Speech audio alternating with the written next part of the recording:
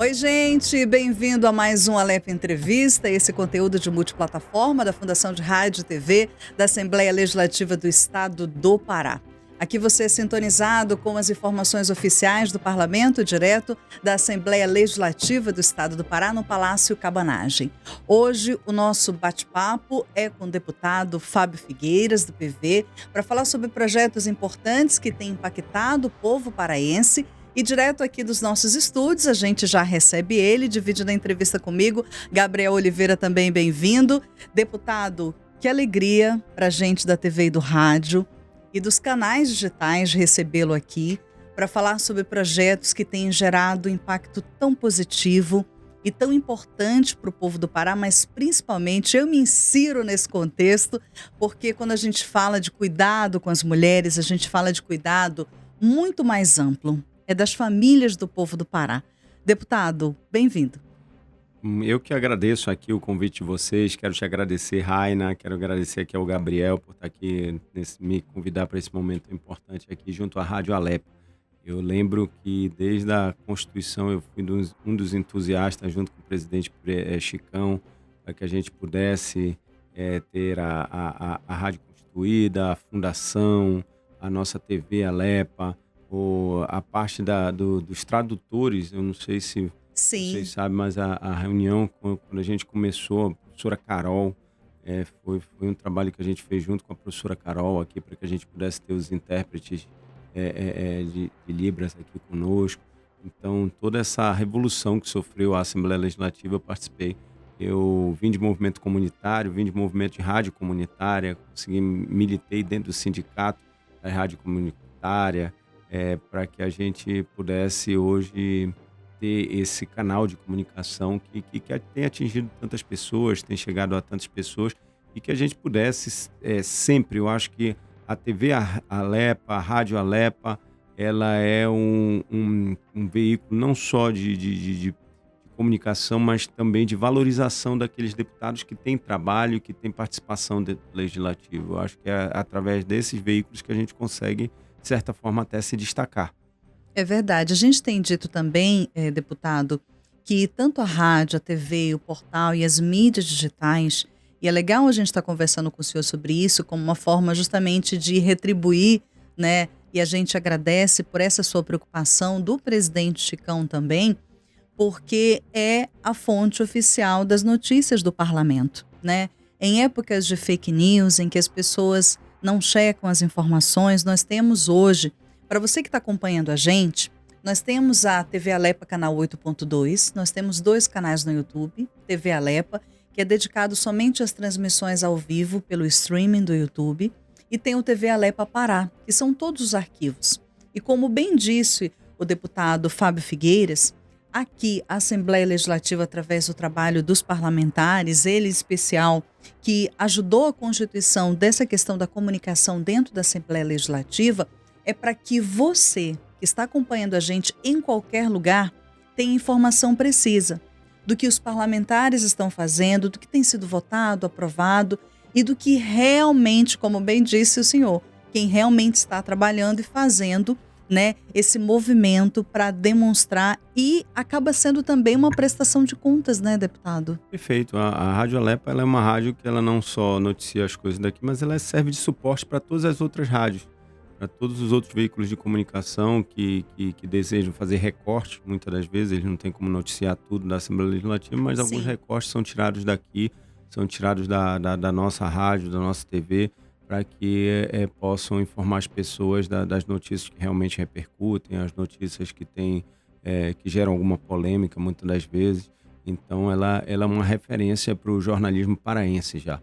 É um veículo de comunicação que, no meu entendimento, não tem como mais o jornalismo paraense continuar sem essa referência da rádio e da TV Alepa. É verdade, eu fico feliz porque quando existiu esse movimento inicial para esse cuidado que o senhor está falando, eu fiquei feliz porque a gente montou uma equipe técnica para cuidar dessa parte e trazer isso de maneira muito assertiva. Então, por isso, hoje é muito especial recebê-lo aqui para a gente falar um pouquinho sobre isso, mas também para falar sobre o seu trabalho, né, Gabriel? Gabriel também está comigo nesse bate-papo, nessa entrevista. Exatamente. Boa tarde, deputado. Boa tarde, Para-Raine, também para você que acompanha a gente aqui na 101.5 também, nos nossos estúdios da TV. Deputado, começar a falar sobre um tema muitíssimo importante. O senhor apresentou um projeto que prevê sanções financeiras para agressores de mulheres. Mas na prática, o que muda com a proposta? Essa proposta ainda está tramitando aqui na Assembleia Legislativa. A gente espera que assim que aprovada a gente consiga criar sanções administrativas. Ele não substitui as sanções penais, que isso fica bem claro. O projeto prevê que os agressores de mulheres que sejam condenados pela justiça, eles também possam ser condenados na questão de devolver para os cofres públicos todo aquele investimento que foi feito para reprimir, para fazer cessar, muitas das vezes para julgar, porque hoje a violência contra a mulher ela custa caro para o poder público, seja na questão da repressão através das polícias civil e da polícia penal, seja através da justiça, da tramitação dos processos, seja através do próprio sistema de saúde para fazer o atendimento a essas mulheres vítimas dessa violência.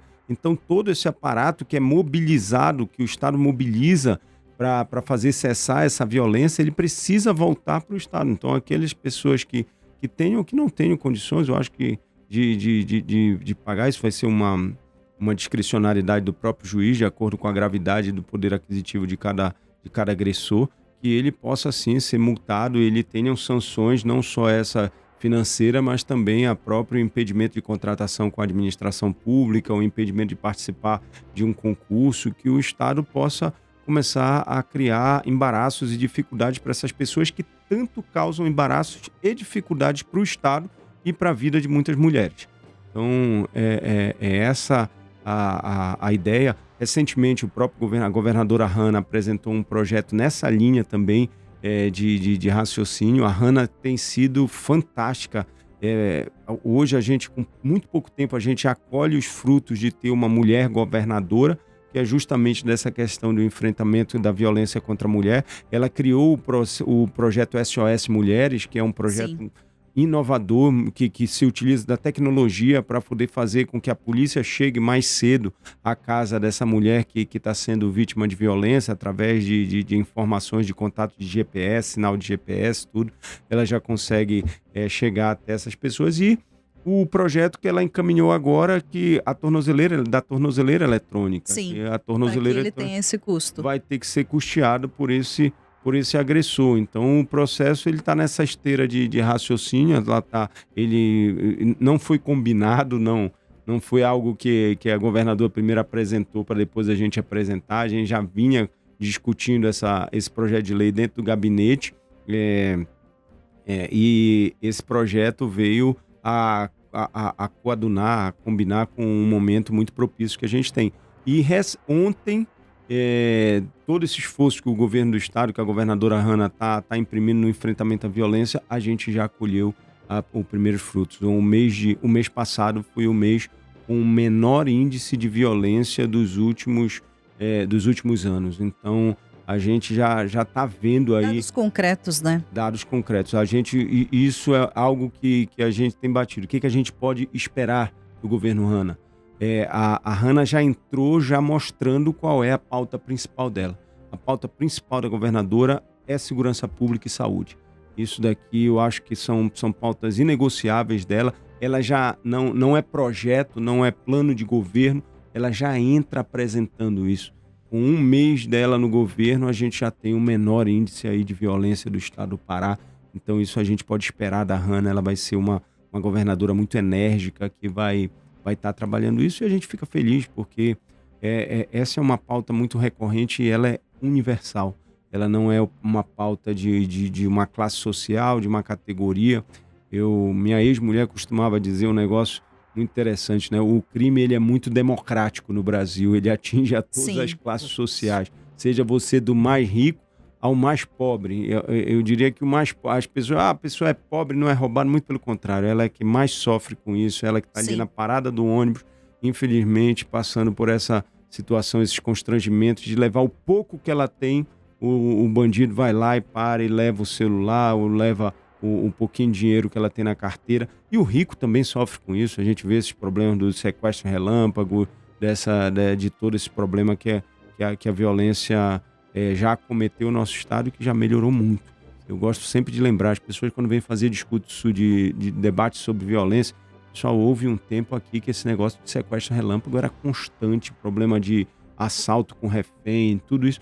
Hoje já não é uma realidade. A gente ainda tem pontos a serem corrigidos. Esse problema do crime organizado é algo que a gente precisa avançar, assusta muito e todos nós, eu acho que a gente imaginar a ideia de existir um poder paralelo, que a gente não pode recorrer, que a gente não pode reclamar, que vai lá e te toma tuas coisas, te bota para fora da tua casa, isso já é um absurdo, isso causa um certo pânico até em todos nós. Então, a gente tem alguns pontos aí para resolver.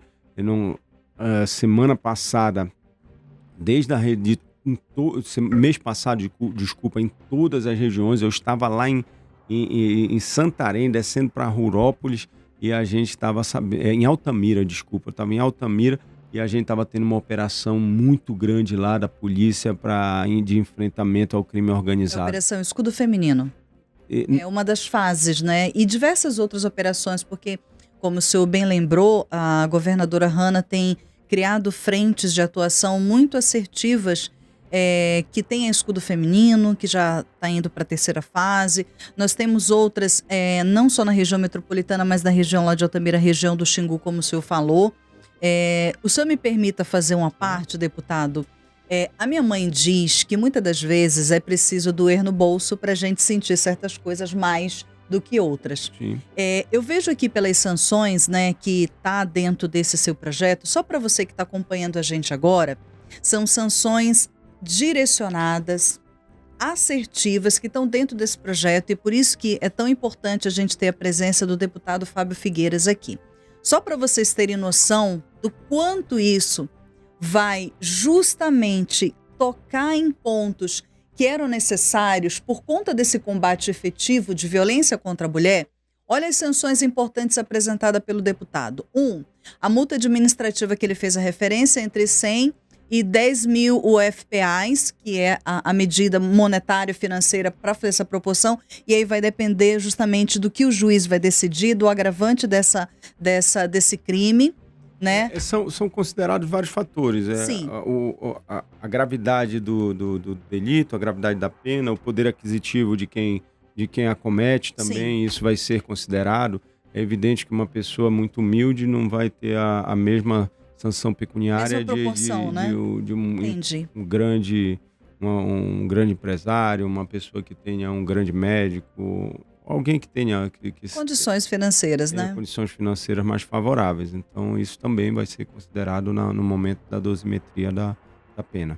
A gente tem aqui a proibição, como o senhor disse, a ideia é justamente dificultar aquilo que ele faz de maneira natural através da violência, que é uma outra sanção, a proibição da contratação para a administração pública estadual por até 10 anos, impedimento de cargos públicos estaduais por até 10 anos também, vedação a benefícios fiscais, incentivos do Estado até 10 anos, né? E tem uma exceção aqui sinalizada de que o agressor com diagnóstico de dependência química pode ter parte dessa multa até convertida no custeio do próprio tratamento. Mas aqui a gente percebe, deputado, que a ideia é justamente bloquear esse agressor em todas as frentes, porque às vezes os atos de violência nos parecem impunes porque eles cometem e são reincidentes e saem e voltam. Mas quando a gente aperta um pouco mais essa penalidade, a gente vai ter outro resultado. Esse é um dos objetivos, né, deputado? Com certeza, né? A gente tenta, todas as nossas iniciativas estão no sentido de tentar diminuir. Eu acho que diminuir o número de violências contra a mulher. O ideal é que ninguém fosse multado nesse sentido. Eu acho que essa é a sociedade ideal, que a gente pudesse vencer, virar essa página da questão do feminicídio, da questão da violência contra a mulher aqui dentro do nosso estado. A gente está tentando criar situações, criar penalidades para que o agressor pense 2, 3, 4 vezes antes de cometer uma violência nessa esteira aí, nesse sentido. Então, eu acho que não é só o Pará, o Brasil todo tem se mobilizado nesse sentido. Infelizmente, nosso país ainda é um país muito machista, ainda é um país que ainda tem muitas pessoas que acham que vão resolver as coisas na truculência, na violência. Temos casos emblemáticos, como daquela moça que levou mais de 30, 40 socos sim. no elevador, algo assim brutal. A outra moça que entrou dentro do apartamento e o rapaz entrou no apartamento dela, ela já estava em casa, foi lá e espancou a moça praticamente quase que até a morte. Então, são situações aí que a gente precisa extinguir do nosso dia a dia, da relação que a gente vive. O mundo todo passa por situações aí, eu acho que um pouco de descontrole, né? E a gente tá nessa tentativa de fazer as pessoas entenderem. Se não dá para entender por bem, vão ter que entender por mal. Por um outro lado, sim. Agora, deputado, esse é um trabalho muito forte, efetivo, que é uma luta que o senhor também está compondo, mas tem outras áreas. Eu queria dividir aqui com o Gabriel esse bate-papo, porque também tem um momento de fé aí, né, Gabriel? A gente estava até comentando mais cedo. Exatamente, deputado.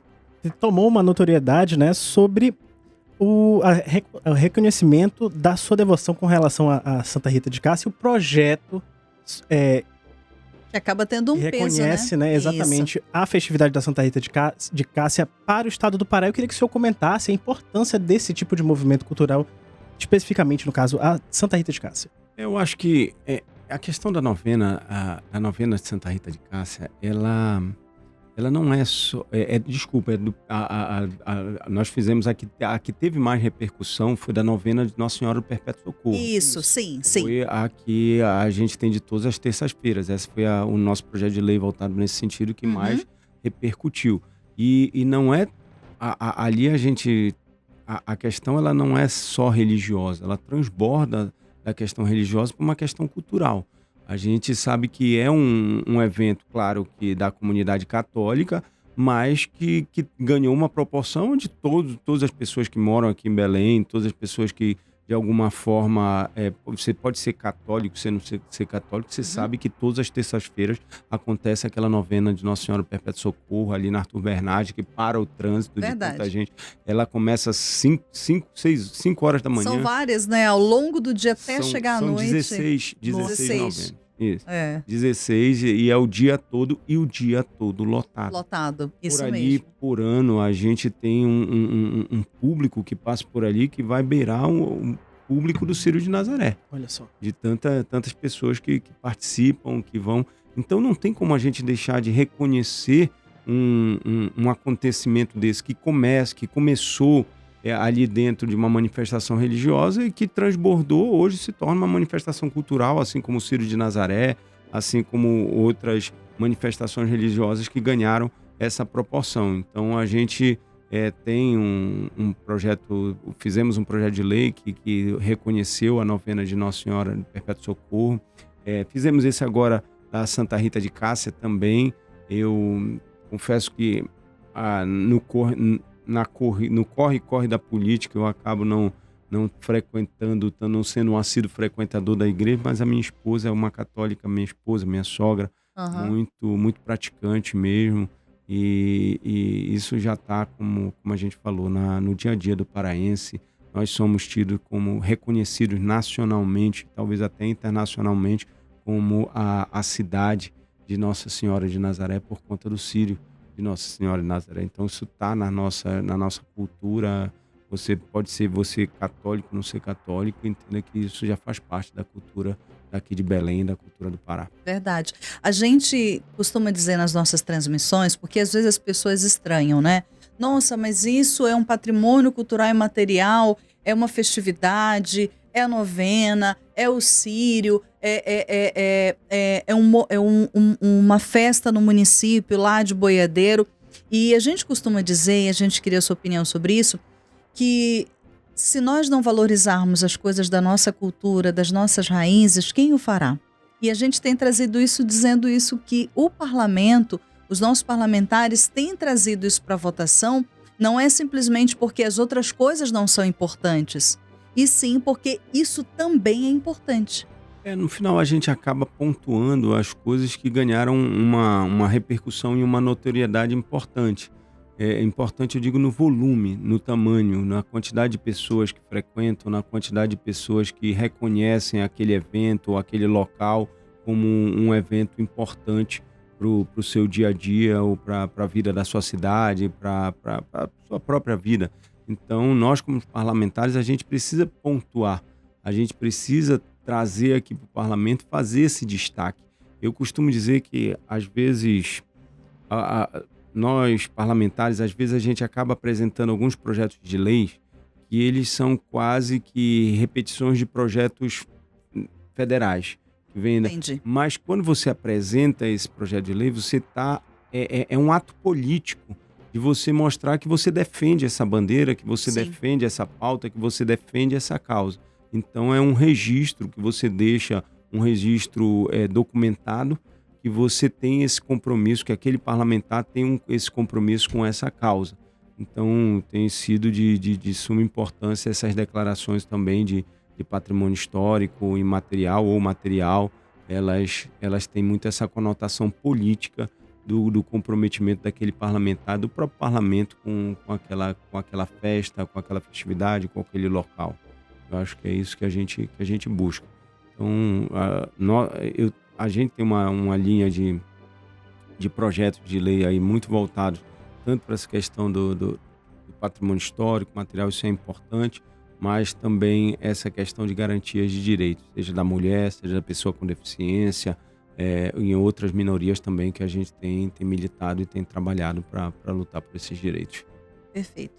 Gabriel? Deputado, o senhor também apresentou um título de cidadã paraense para a cantora Rose War, que é muito conhecida aqui pela região pelas festas de aparelhagem. Eu queria que o senhor comentasse para os nossos ouvintes e também para quem está acompanhando a importância desse tipo de reconhecimento para essas figuras tão importantes. Nossa, eu fiquei até surpreso quando eu sentei com a minha assessoria e quando houve a proposição a gente faz reunião para discutir projetos de leis e uma das pessoas que trabalha com a gente propôs esse título para Rose War e eu fiquei surpreso dela nunca ter recebido, porque quem frequenta festa de aparelhagem, seja de radiola também, se você for para a festa de radiola do Maranhão, você vai ouvir Rose War lá tocando e não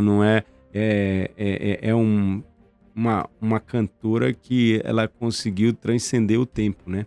Porque as gerações antes da minha já ouviam Rose War, ela já isso teve mesmo. em alguns momentos uns momentos áureos, depois houve uma diminuída, mas volta a todo instante, ela tem voltado as músicas dela a tocar. Então tem tudo a ver com Pará, tem tudo a ver com a gente, é a nossa cara, é algo que a gente tem exportado para fora. Então, nada mais justo do que esse reconhecimento a essa grande cantora que foi radicada aqui no nosso estado e que veio para cá e abraçou aí a cultura paraense e deu grandes contribuições aqui para a nossa cultura paraense. Deputado, nas nossas transmissões a gente procura traduzir para as pessoas o trabalho que é feito, que muitas das vezes eles olham e só vê a terça-feira um movimento frenético aqui. Mas mal sabe que todos os dias tem uma sessão solene, uma sessão especial, uma audiência pública, com o intuito justamente de aproximar, gerar esse movimento e principalmente cuidado com você, em qualquer lugar que você esteja, né? E a gente tem dito que tudo começa quando esse projeto é pensado, como o senhor fez a descrição, no sentido de olhar para as minorias. Isso chega até as comissões, lá checa-se essa viabilidade e volta para o plenário. Sim. O senhor, como vice-presidente da Comissão de Constituição e Justiça, queria que o senhor falasse para as pessoas da importância do que essas comissões fazem, porque a terça-feira é o desfecho, né? Não é fácil, viu, Raina? Não é fácil porque muitas das vezes a gente tem que se indispor até com colegas parlamentares, porque o papel da Comissão de Constituição e Justiça, eu sou advogado, eu vim dessa militância, fui fui diretor jurídico da UNE quando eu era movimento estudantil ainda. Então, o papel da Comissão em Constituição e Justiça, diferente das outras comissões, ela tem um papel muito mais legal, de dar legalidade àquele projeto, do que discutir a questão política ali dentro. Então, alguns projetos, eu sei que muitos deputados têm a ansiedade, a vontade de transformar, de mudar, só que alguns projetos não se encaixam dentro existem vícios de proposição, ou o deputado não tem viabilidade para propor, para ser o autor daquele projeto. Muitas matérias são de exclusividade do Poder Executivo. A gente tem uma concorrência aí de competência junto com o governo federal. Então, alguns projetos, nós não temos competência, a Assembleia Legislativa não tem competência para legislar sobre projetos trabalhistas. Entendi. Não tem para legislar sobre projetos de cunho de direito penal. Então, precisa de um órgão regulador aí que possa fazer esse crivo, que possa discutir essa questão da legalidade. Muitas proposições acabam ficando antes de vir para o plenário. O papel da CCJ é esse, é fazer esse crivo, e algumas vezes a gente acaba se indispondo com algum colega a gente entende a vontade dele. Muitas das vezes a gente concorda com o conteúdo daquela proposição, mas a gente verifica que ela não está formatada do jeito que não tem viabilidade, né? Ela não tem viabilidade jurídica, ela tem vício de constitucionalidade, porque a Constituição Federal ela determina o que cada casa legislativa pode, sobre o tema que cada casa legislativa pode legislar, e ainda tem a questão da exclusividade de proposição. Então, uma coisa que a gente tem batido muito, que acaba fazendo com que muitos projetos fiquem na CCJ, é a questão da previsibilidade de gastos públicos. No início do ano, a gente vota um orçamento, a gente aprova um orçamento. Então, quando um deputado, às vezes, quer propor um projeto, eu quero propor um projeto da criação de um hospital, não pode, porque isso é uma exclusividade do Poder Executivo. Quando ele quer propor um aumento do salário dos servidores, não pode, isso é uma exclusividade do Poder Executivo, porque senão a gente vai começar a embaralhar o orçamento que a gente votou. A gente começa o próprio Poder Executivo, é ele que tem que...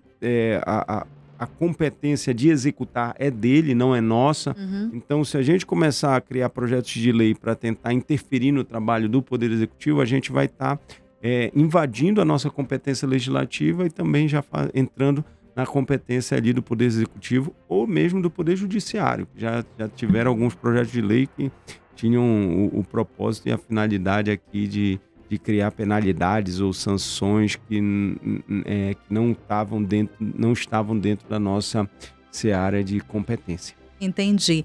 Deputado, a sua atuação ela é muito efetiva em diversas áreas, né? A gente percebe nesse bate-papo, porque é a sua base, né? Olhar para as minorias, independente de qual seja a área, porque quem tem fome tem pressa, quem tem doença, está doente, precisa de atendimento, quem precisa de segurança, não importa onde esteja, e a gente percebe isso nessa...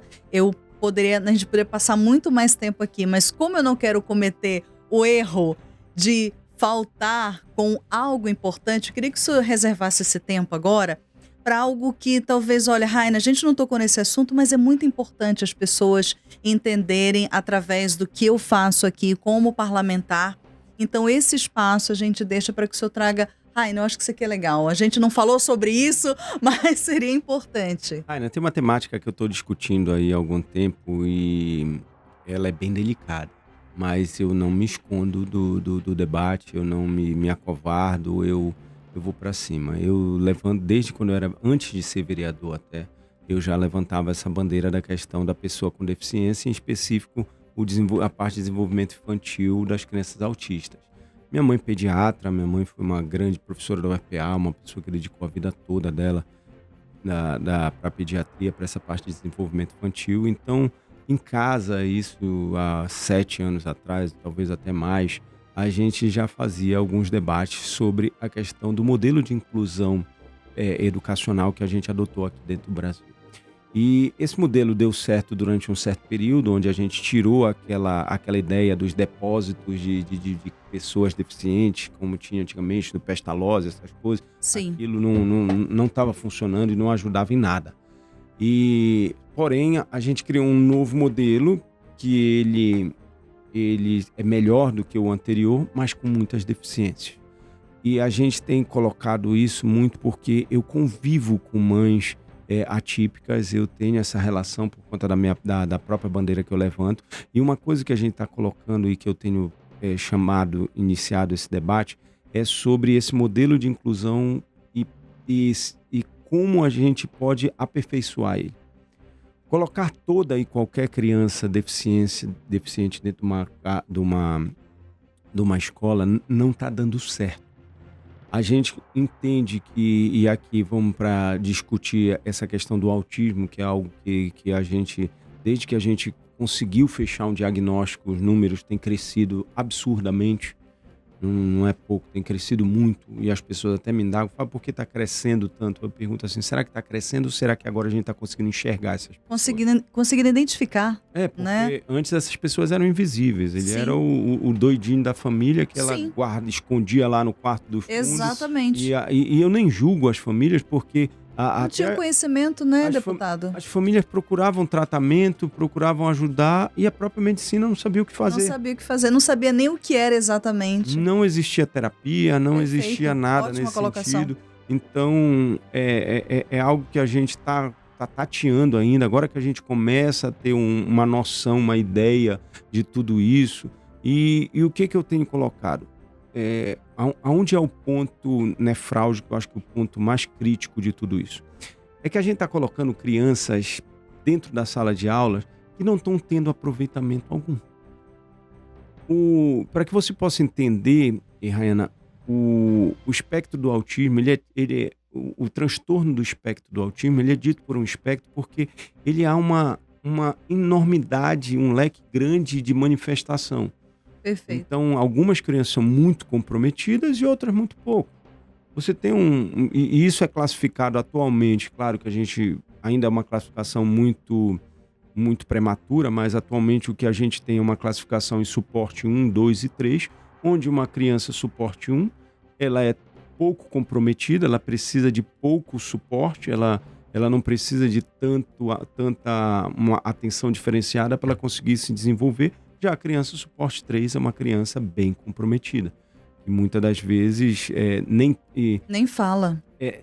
Essa questão da verbalização, ela é um ponto a ser colocado, mas deixar claro que uma coisa que as pessoas precisam entender, nem toda pessoa autista ela tem deficiência intelectual. Sim.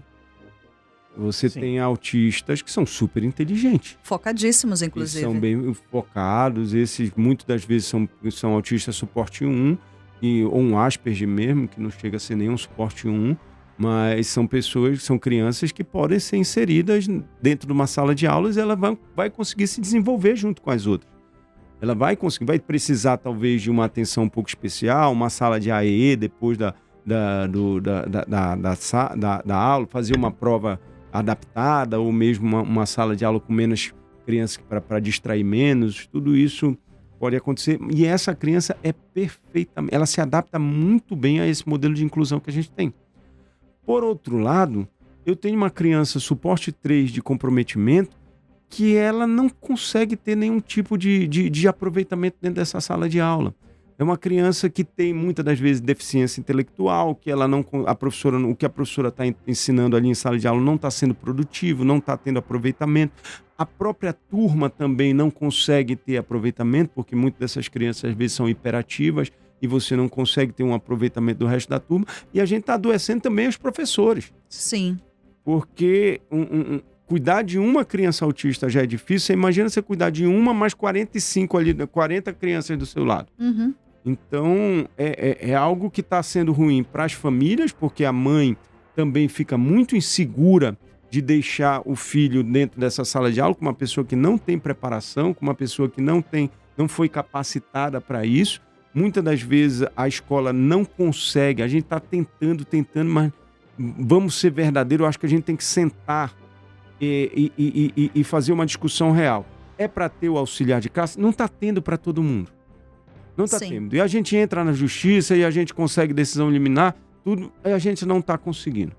Eu acho que sequer foi feita já ainda e eu acho que já está em tempo, acho que já dá para a gente fazer um estudo de um cálculo financeiro de quanto isso impacta nos cofres públicos para a gente poder começar a propor alternativas.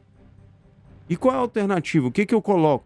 Eu acho que toda criança que tem algum tipo de deficiência, ela precisa passar por uma avaliação médica, uma avaliação técnica, que essa avaliação vai dizer se aquela criança pode estar na sala de aula comum ou se ela precisa de uma sala de aula especializada. E o Estado precisa custear esse local especializado. Não é para a gente fazer que nem fazia com a questão do Pestalozzi, não. Já existem terapias, já existem metodologias, já existem vários outros mecanismos para a gente ter o desenvolvimento dessas crianças em salas de aulas especializadas. Então, em escolas especializadas. Uma escola onde... Você já pensou uma mãe chegar numa escola e saber que todo mundo que está ali sabe lidar com uma criança autista? Da porta até a sala de aula, né? Aquelas pessoas sabem se o filho dela tiver uma crise, sabe como controlar, sabe como lidar.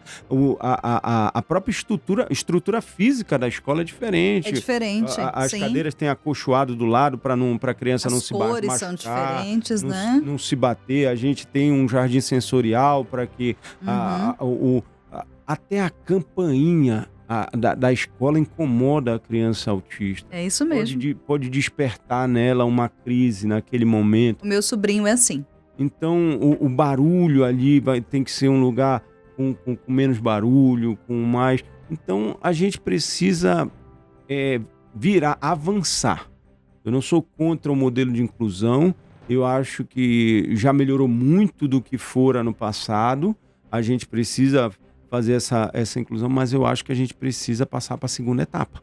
A gente precisa virar essa página e passar para a segunda etapa, porque hoje essas pessoas são reais, são visíveis, precisam de atenção, já existe tratamento para elas, que não vai curar. A gente não está falando de cura, mas a gente está falando de desenvolvimento.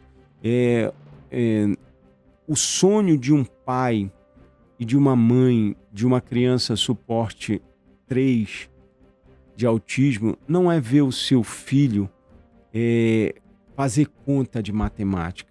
Não é ver o seu filho falando sobre a história do Brasil. Muitas das vezes o sonho dele é ver o filho pedindo para ir no banheiro. Poder pedindo para... Bom dia. Para dar bom dia, poder se expressar do que está acontecendo, do que não está acontecendo, poder ser independente, eu digo pelo menos autônomo, funcional. Funcional. Eu acho que essa é a palavra certa. Sim, concordo com o senhor. A gente tem levantado esse debate aqui na Assembleia. Eu sei que não é a casa que vai conseguir resolver esse problema, mas é uma bandeira política que ali na frente a gente vai ser ouvido por um deputado que esteja nessa casa, que talvez um dia seja um deputado federal, ou mesmo algum deputado federal que tenha relação aqui com essas pessoas, e a gente poder fazer esse link e a gente poder dar a nossa contribuição verdadeira para quem mais precisa, que hoje são essas pessoas que eu tenho defendido. Deputado, pai d'égua ter tido o senhor aqui. Obrigado. Obrigada pelo seu tempo. Eu sei que é uma correria, né? Não só porque é terça-feira, mas a agenda de vocês é muito cheia.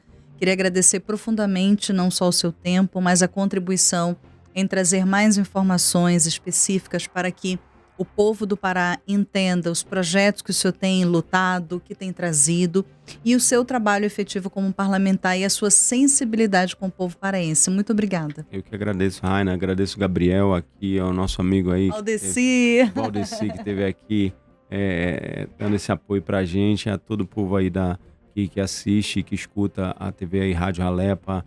Conte com a gente, conte com o nosso trabalho, aonde a gente puder chegar e aonde a nossa voz chegar, a gente vai estar lutando aqui pelo povo do Pará. Legal. Gabriel, obrigada também por você. Gente, é isso. Até o próximo Alepa Entrevista por aqui. Tchau, tchau. Obrigado. Vamos tirar foto?